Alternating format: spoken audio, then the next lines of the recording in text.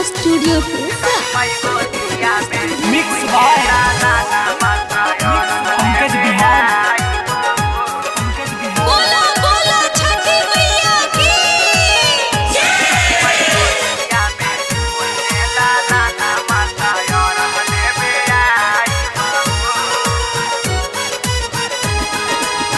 जोरे काला सूप जोरे नारियाला हम मंगवाई बहो। जोरे काला सूप जोरे नारियाला हम मंगवाई बहो। छठी माई गोदिया में होई है लाला ना माता खुशी भरे आई बहो। छठी माई गोदिया में होई है लाला ना माता और देवे आई बहो।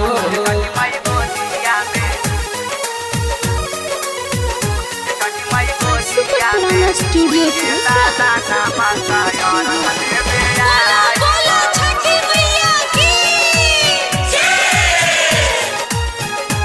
Mix by Pankaj Bihar. ये कही लला नबीना सुन बायांगनामा ननदी गोतनिया रोजे मारा तरी तनामा। सुनी ना सब लोग ताना मारता है।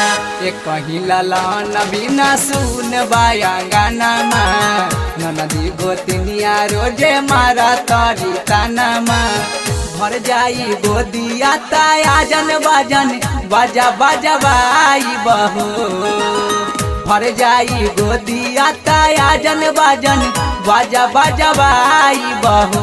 ये छठी माई गोदिया में होई है लाला ना माता खुशी भरे आई बहो।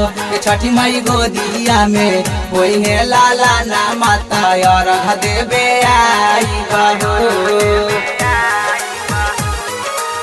सुपर तराना स्टूडियो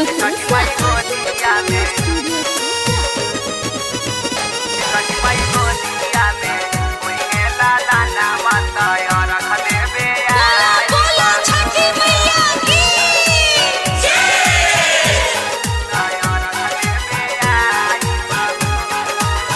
करब हम पूजाई माई लगाई ध्यानमा यदि पूरा हो जाई सोचला सपनामा। पूरा करब हम पूजाई माई लगाई ध्यानमा यदि पूरा हो जाई सोचला सपनामा। अंशु सोनू के बुलाई माई गीतिया गवाई बहो। पंकज बिहारी के बुलाई माई गीतिया गवाई बहो। ये छठी मैया गोदिया में होई है लाला ना माता खुशी भरे आई बहो। ये छठी मैया गोदिया में होई है लाला ना माता और देवे आई बहो। सुपर तराना स्टूडियो